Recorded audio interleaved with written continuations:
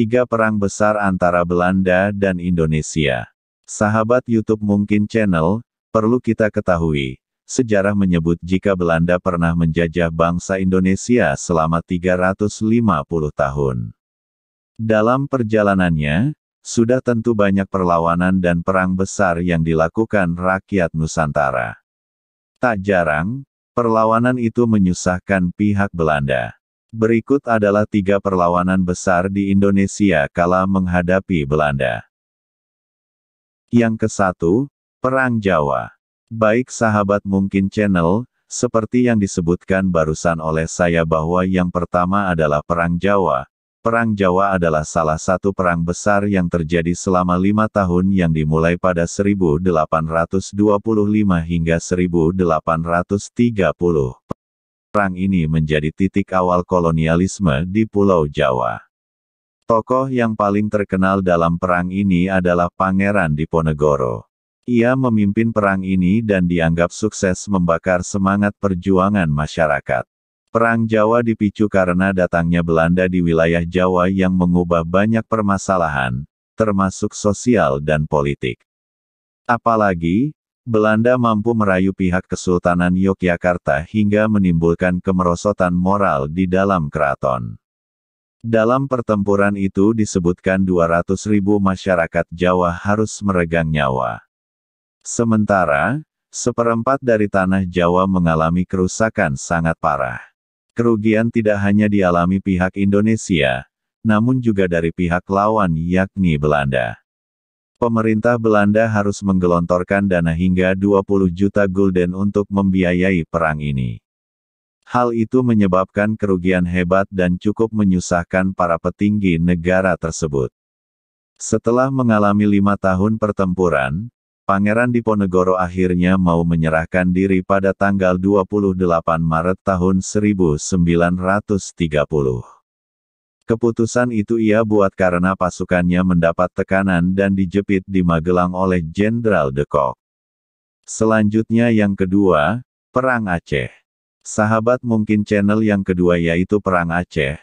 Perlu diketahui bahwa Aceh menjadi wilayah yang juga tak luput dari sasaran tentara dan pemerintah Belanda. Negara kincir angin itu ingin menguasai rempah-rempah yang memang melimpah di Aceh. Sebagai bentuk perlawanan terhadap invasi Belanda, rakyat Aceh melakukan perlawanan hingga pecahlah Perang Aceh, mulai tahun 1873 sampai 1912. Melansir Jurnal Inovasi Penelitian bertajuk, Strategi Perang Semesta dalam Perang Aceh, tahun 1873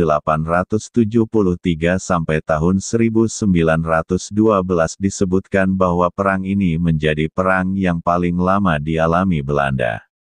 Sementara itu, faktor lain yang mendorong terjadinya Perang Aceh adalah karena Belanda menduduki Siak hingga melakukan Perjanjian Siak tahun 1858. Sultan Ismail diwajibkan untuk menyerahkan beberapa wilayah, yakni Langkat, Asahan, dan Deli ke tangan Kompeni. Wilayah Laut Aceh juga menjadi sangat penting, strategis sekaligus sibuk saat terusan Suarez dibuka oleh Ferdinand de Lesseps. Satu faktor yang paling penting dan sangat menyulut emosi warga Aceh adalah Belanda memerintahkan Aceh untuk tunduk. Petisi ini ditolak dengan tegas oleh Sultan Mahmud Syah. Pemerintah Belanda sepertinya juga terpancing emosi. Mereka mendeklarasikan perang terhadap Aceh pada tanggal 26 Maret tahun 1873. Lebih dari 3.000 pasukan Belanda di bawah kendali J.H. Kohler melakukan penyerbuan ke tanah Serambi Mekah. Meskipun sudah melakukan perlawanan sekuat tenaga, akhirnya Aceh harus menyerah kepada Belanda. Sultan Alauddin Muhammad Saud Shah beserta Panglima Polem mendapat serangan dan tekanan yang teramat berat dari Belanda. Keduanya lantas menyerah. Setelahnya, Belanda bisa berkuasa penuh di Aceh. Selanjutnya yang ketiga, yaitu Perang Padri. Meskipun awalnya terjadi karena adanya pertentangan dalam masalah adat, Perang Padri berubah menjadi perang yang dilakukan untuk mengusir Belanda. Perang Padri dimulai pada 1803 dan berakhir tahun 1838. Tokoh-tokoh yang terlibat dalam perlawanan dari masyarakat Minangkabau ini adalah Nan Renceh, Tuanku Tambusai, Tuanku Imam Bonjol, Tuanku Rao. Tuanku Rao adalah panglima yang paling gigih dan terkemuka. Ia sangat berambisi melibat tentara Belanda di wilayah Padang Lawas, Kota Nopan, Pasaman, dan Padang Sidempuan. Sama seperti Perang Jawa, Perang Padri juga membuat jebol kantong pemerintah kolonial dan cukup menyusahkan. Pada tanggal 11 Januari tahun 1833, kubu pertahanan mendadak diserang oleh kaum adat dan kaum Padri.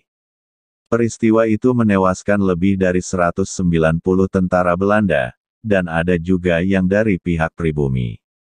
Namun, salah satu tokoh penting yakni Tuanku Imam Bonjol berhasil ditangkap Belanda di tahun 1937 dan diasingkan ke beberapa wilayah. 1. Cianjur, 2. Ambon, 3. Minahasa, hingga akhir hayatnya. Setahun setelah penangkapan itu, perang kembali terjadi. Kali ini Belanda lebih unggul dan berhasil merangsek masuk ke wilayah pertahanan masyarakat di Dalu-Dalu. Pemimpin rakyat Minangkabau kala itu, Tuanku Tambusai berhasil pergi ke negeri Sembilan di Malaysia. Lambat laun, kekuatan dan pertahanan Minangkabau pun merosot. Belanda dengan mudah menguasai wilayah ini, sekaligus menjadi tanda bahwa Perang Padri telah usai. Sahabat Mungkin Channel, itu mengenai informasi 3 perang besar Indonesia dengan Belanda. Mudah-mudahan dapat menambah wawasan sahabat Mungkin Channel. Terima kasih telah menonton. Jangan lupa like, komen dan subscribe.